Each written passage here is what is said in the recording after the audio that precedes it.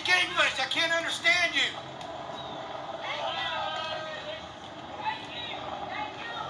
Fuck you. They're different than Nazis, in my opinion. Bring your black ass over here. Yeah, they're all fascists. They're all fucking Nazis. And commies. Communists. They're all both. Yeah. Oh, you got the hat back. He's triggered. Oh, okay. He's triggered. Oh, yeah, you got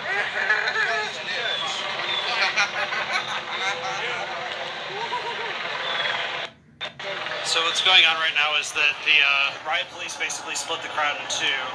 I think probably about 2/3 of the crowd went the opposite direction that I did. I'm with what I guess is left of the third of the crowd that went this way. The most weird thing about it was that on this side there ended up being a Antifa guy clad in black bloc with a shotgun without a strap, so he's holding it just kind of in his hand. I'm still looking at him, a block away. But he was sort of being confrontational with the police who were, kind of making fun of him more than anything else. So anyway, the police sent the people on the right who are on this side, kind of on this loop path, and then push the remaining leftists the opposite direction. So what you're looking at, I guess, is the Georgia 3% security force circling back kind of into the original kind of area of action to get back to their cars.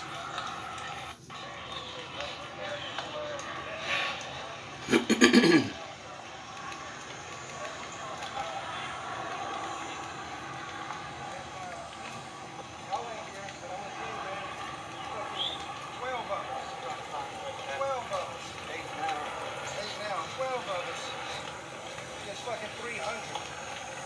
Police bugged out. 12 of us against 300. We stood our ground. Strong. Not for any racist shit. Not for any, none of that shit. We're free. We're free to see what's going on in our state. We love our state. This is what's here. This is what it comes down to.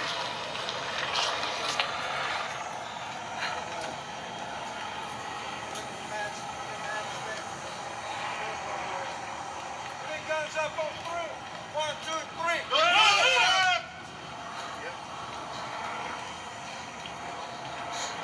All right, ignition. Turn the base. There's some guy west, man. Check it out, www.security.com.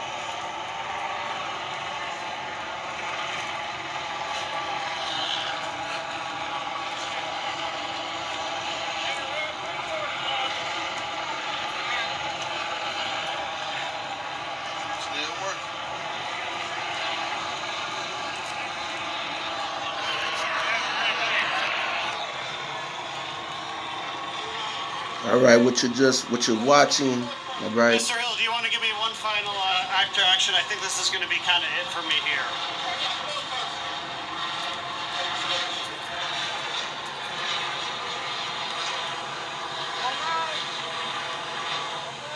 The police moved in. Everything kind of changed when that happened. What did you see? First, I was here wondering, man. Yeah, we're going to the bar. Oh, we. Sorry. Yeah. So initially we were right here on the other side of this train station, and we were outnumbered about 300 to 10. And I think the officer's right. Whatever. all right, we were outnumbered about 300 to 10. So we tried to put our backs to the police cars and then form a semicircle so that we wouldn't have anybody, creeping up behind us. They were trying to flank us, get to our back. But as soon as we got in that semicircle, the cops jumped in the cars and had hauled ass. So as soon as the cops left, that's when the shit went crazy. And that's when it started with piss bottles, started with brandishing of weapons and firearms, pushing, shoving, pepper spraying, and so we tactically had to move back a little bit and regroup and get some cover. So we backed up to a building and we had the high ground, and I felt it was a lot more comfortable with our backs to the wall and having a 360-degree security and having elevated position. So I felt good about that. On the flip side, our teamwork individually, we got to do a better job of maintaining team integrity. We did a good job when they tried to bust through our ranks, and we didn't allow them to come in between us and get in behind us. But when you're 300 against 12, you can imagine how difficult that is, and it was extraordinarily difficult. So we're utilizing verbal commands, that's tactical retreat, fall back to the building, and once we were there, that's when firearms come out of the hip, and as you can see from that point on, people with shotguns, rifles, talking about killing people. Yeah, that's assault. Yeah, I was seeing you put your hand on your pistol. Tell me about that at the end. Yeah, I mean, I've been walking around with my hand on my pistol every time I see a threat, and that dude with the shotgun was toggling his shotgun on and off a safe. So he took his shotgun off a safe, and all he had to do was raise it and engage. So I was prepared to defend my life and defend the lives of the people around me. And he was one of several different threats. And it's kind of interesting that we're having kind of a conversation on the spot with the police. They're saying back up, go around the corner, and go back to your vehicles. And you're doing so with your hand on your pistol because the asshole with the shotgun is standing 6 feet away. But I had a good line of sight, and he was. A lot of times it's all talk, so I get it, but I'm not going to take it for granted. I'm not going to assume that the fucker isn't going to follow through. I'm sorry, he's not going to follow through with his terroristic threats. So that's the sermon that I'm preaching today. Is that we came out here to observe, and we came out here to basically stand in defense of people that want to preserve Stone Mountain, want to preserve Southern heritage, and try to, where we can, let people know it ain't about, it ain't hate, it ain't racism, which that's all you hear. They don't want to talk, they don't want to have dialogue. To them, you're white, you're armed, you're racist, you're white supremacist, and you just got to work with that. And that ain't a lot. We're starting with nothing to work with, and that's just symptomatic of a bigger problem that people have. They can't freaking rack their brains and ask a few questions. All you have to do is ask a question. Are we white supremacists? Are we racist? No. End of story. But I did see somebody break out a Nazi flag, and that immediately changed my whole demeanor. Initially, I was like, on the right wing side, like a right winger. Yes. pulled out an actual swastika He flag? pulled out an actual Nazi flag, and at that point, first I was like, "Hey, man, just stay close to us, man. I don't want to see him getting, sucker punched or anything like that." And so that's the way we were doing it. And then when things kind of calmed down, he took a seat, pulled out a Nazi flag. And then I'm like, "Hey, Chris, did you see that?" I'm like, "Oh shit."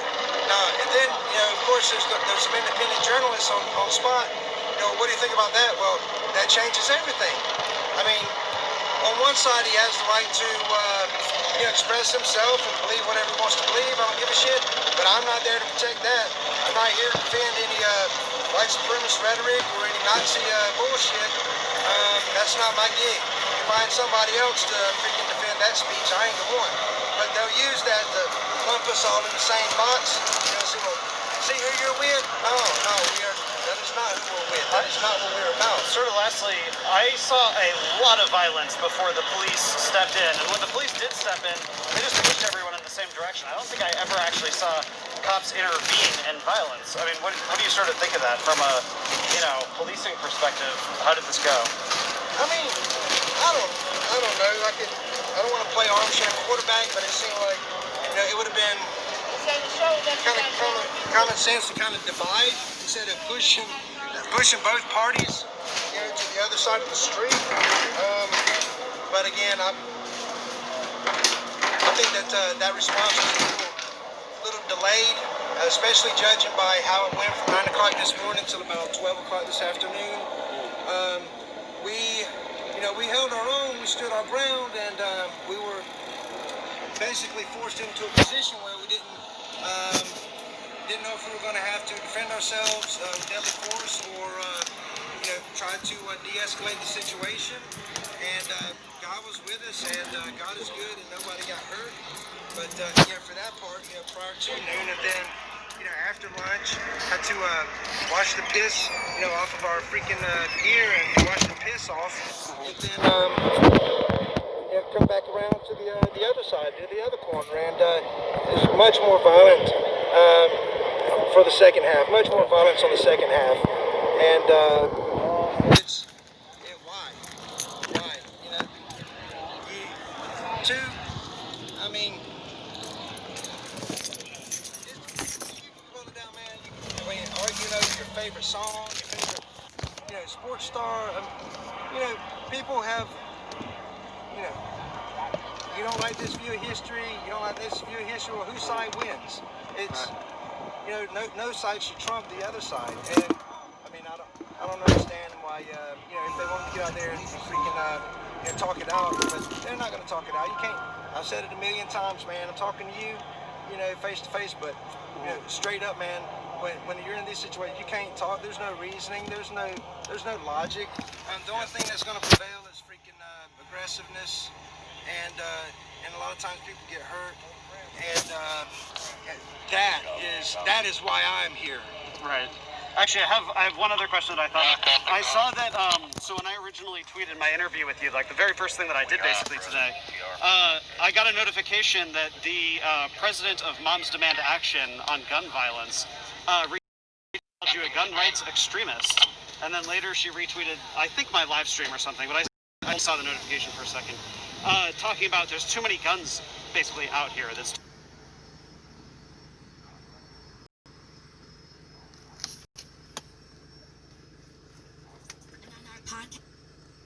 to hurry. The piece is the Most High is not fully dealing with you.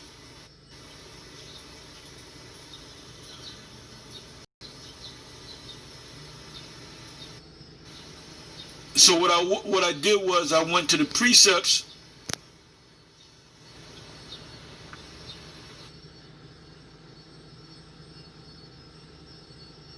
Okay.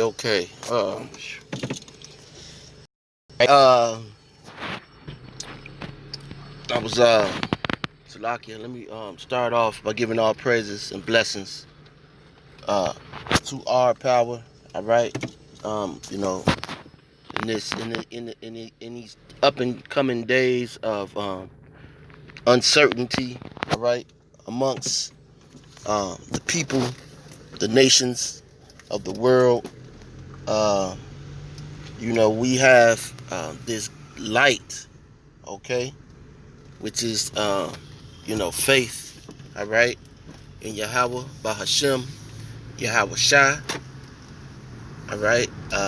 So therefore, I like to give all praises and blessings to Yahweh Bahashem, Yahweh Shai, Bahashem Rakah HaKodash. Double honors to the apostles, the elders of Great Millstone. Peace and salutations to the hopeful elect of Yasharala spread across the four corners of the planet Earth, who teach this word in truth and in sincerity. Peace to the sisters, all right? Okay, you sisters who are watching, okay, you're not to be, if you're watching my videos or, any of these videos, you're not to be participating, all right, in the acts that you see these men participating in, all right. You sisters are supposed to be, in the mode or in the mind state of getting things prepared, um, you know, uh, getting things prepared that your man, if you don't have a man, you might have children, you might have to be forced to leave home, relocate, okay? Um, you know, you don't want to be out, okay, caught out there like you don't know what's going on, like some of these people, all right?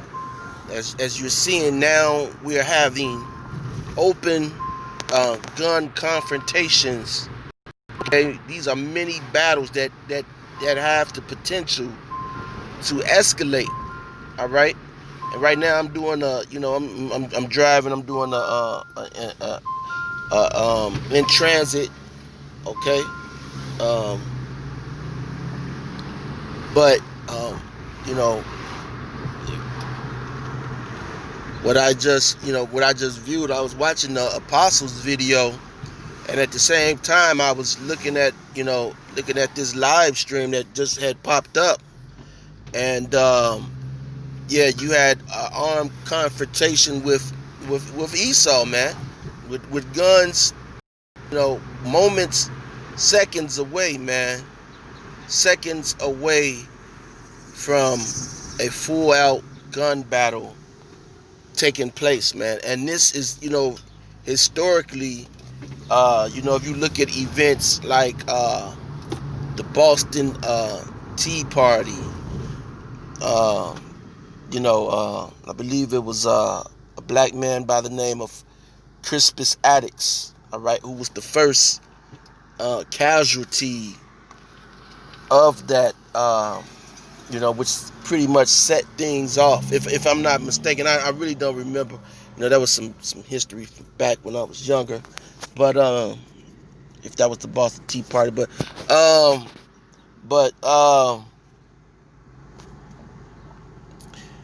things, you see these little bands of Edomites, man, and believe me when I tell you, this is the mind state. That's why, when you have these people like IUIC talking about that there's not going to be a time of trouble, when you have people like the NFAC, okay, trying to, come up with these. See, you had these, these 12, it was only 12 of these guys, man. All right? It was 12 of these individuals, all right? And they pretty much, we're facing off. These are highly skilled people, man. This is not Jake that's, running around, bouncing around, man, with the 9 in one hand, man, pointed sideways, taking shots, man. These are skilled marksmen, all right? They train and go through uh, hours and hours. How we train in the scriptures. That's how these Edomites train with their weapons, man. So just imagine, man. Just imagine how you train in going into the scriptures. That's how these Edomites train with these weapons. Okay. Now I'm a strong believer that it's up to Yahweh Ba'ashem Yahweh Shai. All right. At the end of the day, um, you know, Esau. I've seen you know you know incidents where I've seen each one incident was recently where this Edomite was trying to stab her, and she let off some shots and she missed them, man, up close range. So it's ultimately up to the Most High. The angels, they can make those bullets go different ways and make the gun jam and act up, but for the most part, all right,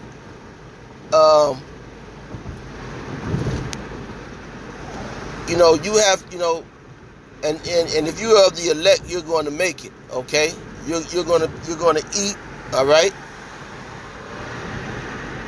but you want to make your if you falling, man, you want your landing to be as soft as possible, man.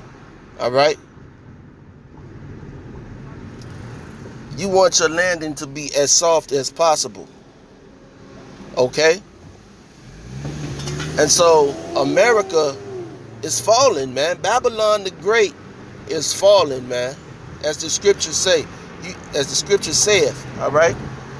You see these, and our people are relaxed. They looking at this like it's another day, man. This is what you just witnessed, okay? Armed citizens in the street with high-powered rifles, okay, at the verge of kicking off all type of hell in the middle of the street, and these guys are armed to the teeth, man. Okay, you got people standing around, all right? Hey, Babylon is falling, man, okay? America is falling, man. Babylon the Great is falling, okay? I'm going to repeat that again, all right?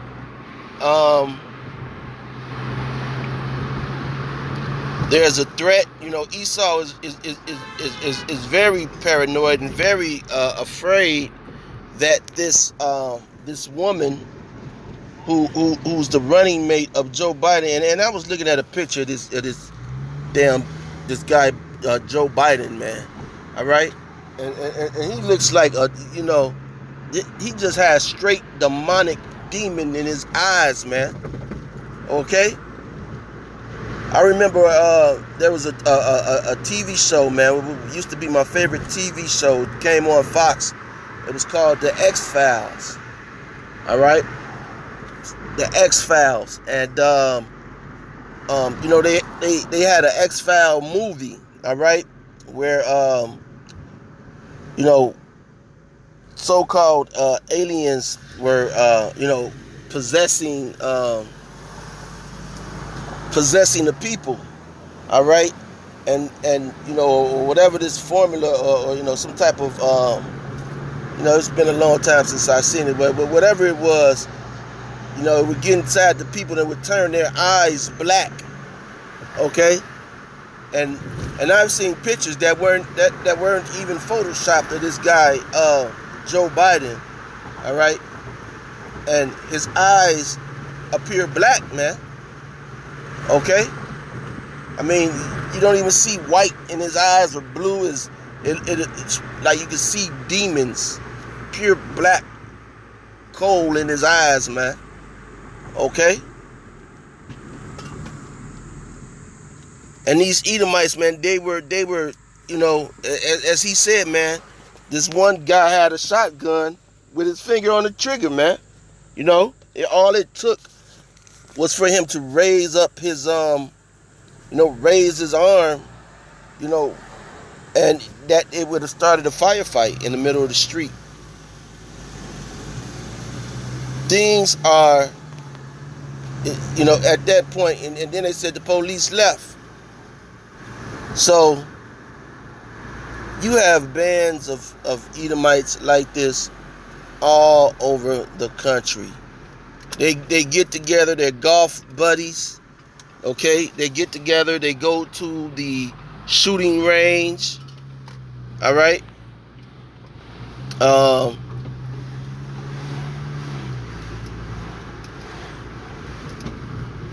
And they camouflage up and have these rifles, man.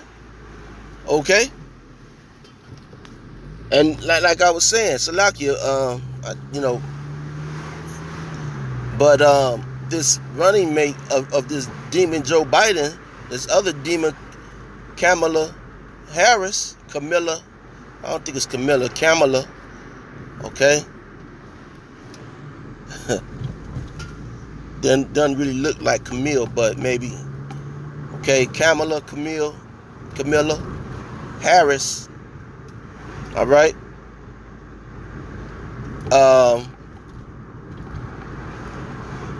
She actually looks like this, like this, never mind. But anyway, she's hell bent on taking weapons, all right? Taking these assault rifles. She's hell bent on taking these assault rifles out of circulation, man. Okay? She's coming up, she says she's forcefully going to come up with legislation to, take these assault rifles away from people. And Jake don't want to hear that, and Esau does not want to hear that, and he's pretty much looking at it as even though I believe that she may be an Edomite, all right, but Esau views her as a ninja, all right. They view her as a ninja, man. So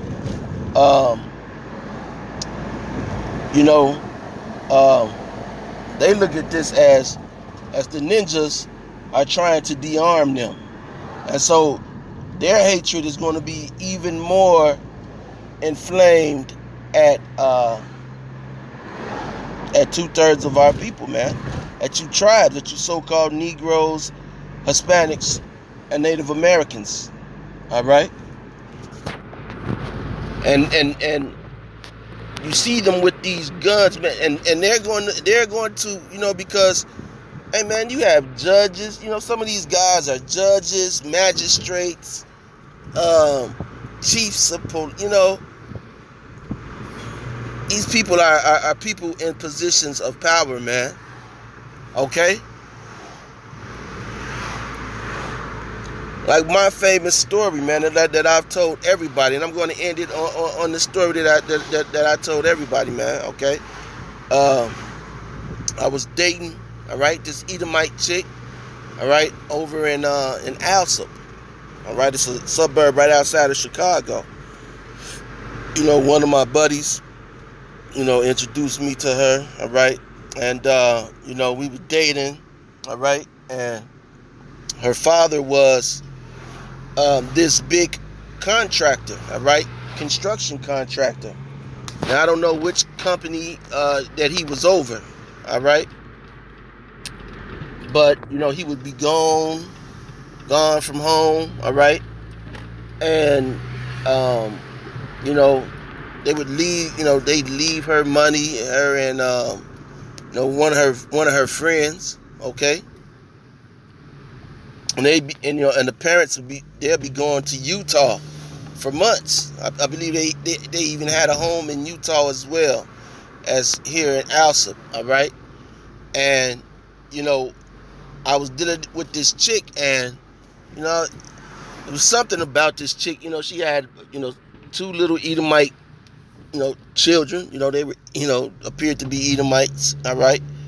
And so, you know, one morning, I felt, you know, and I wasn't even the truth, but something was in my spirit, like, man, you just up with this white chick, man, and, you know, just something in my spirit. And so, you know, I was like, man, let me get up out of here. I was on my ninja thing then, all right?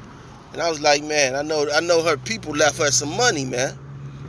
And so, you know, she was knocked out. I, you know, put her to bed, all right, put her to sleep. And so, you know, I'm looking around for a couple of dollars for some gas and some drinks, you know, which she would have gave it to me. But, you know, I was just on some ninja, just looking around type shit, all right? You know how ninjas do on the creek, all right? And so I went into her parents' closet, and lo and behold, her father had a Ku Klux Klan, all right, uniform in the closet, man, all right, hanging up in the closet. He was a full-fledged member of the Klan, all right? And so, I'm like, damn, wow, man. I'm like, damn, this chick got me out here, man, and I'm out here, you know, and fucking in the Klansman house with his daughter, man. This sucker come back, he's subject to blow me away, man. You know? I didn't see any guns. I wasn't, you know, looking for no guns or nothing. I was pretty much just looking for trying to get something to drink, you know, probably some weed to smoke, all right, some gas, and you know, be on my way, man, on my ninja mission.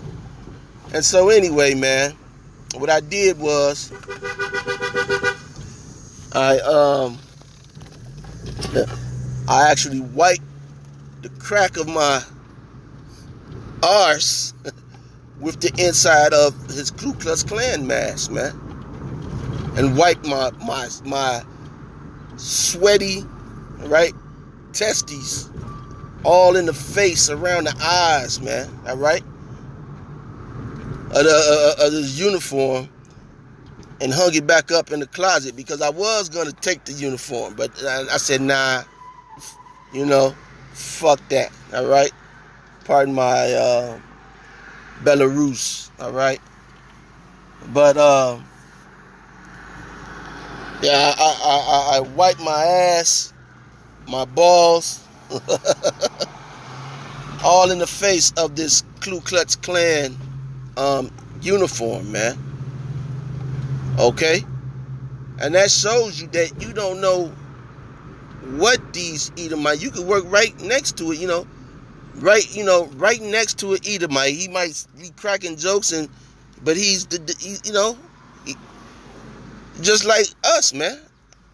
You have to be the spook by the door. I work alongside with Edomites who probably would never expect that I was an Hebrew Israelite, you know, because, you know, they probably feel that, you know, I'm just a cool guy, all right? Which I am, man. You know, I mean, hey, this is my heritage, all right? This is my heritage, okay? This is what you Edomites took from me, man, okay? And I had to find out my heritage the hard way, okay? And so, of course, I'm upset, man, all right? From what all we've been through, for what all I have suffered, and my ancestors, man, all right, as well as my people, man, okay? I don't really want to, you know, be too long-winded on this video, but yeah, man, so Babylon is falling, man. It is falling, okay? One step closer to all-out war in the streets, all right? As you see on this video, things are not going to get better. I was just looking at a at another article that said that they have been removing mailboxes. They've been removing mailboxes from off the corners of streets to restrict people from sending in mail-in voter ballots. Okay? To restrict people from sending in their mail-in ballots, man. Okay? So, you know, you're going to have all type of accusations being swung back and forth. Just like if you looked at the comments on this video, you had Edomites pointing the finger at other Edomites, and Edomites ain't, you know, they're gonna blow, man. Okay? They were ready to blow today. They were ready to blow today, man. Okay? I had a dentist appointment earlier today. Okay? And I was watching another video a few days ago in which a nurse said that, you know, don't let them point that thermometer gun at your head to take your temperature. All right? She's, you know, she basically said that you don't have to. Salaki, if there was too much wind, you couldn't hear me. I hope you were able to hear me. But it's humid, man. You know, the water Yahweh Shem Yahweh Shai. All right? Because I'm feeling a lot better than I was, man. I lost my taste and my, I can't smell anything, man. But, you know, I feel pretty good. All right? But anyway,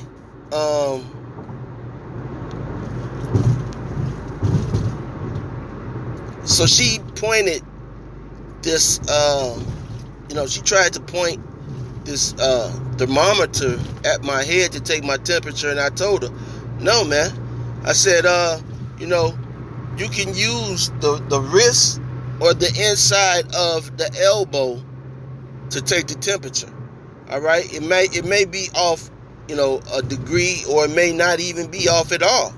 Okay? This is what this nurse said, man.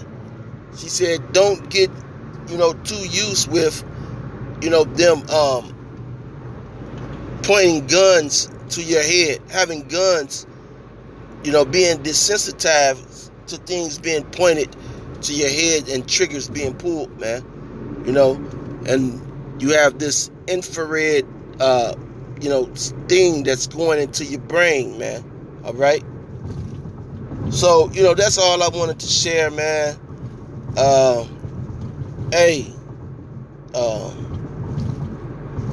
you know, it's time to, you know, tighten up, man. Tighten up, all right?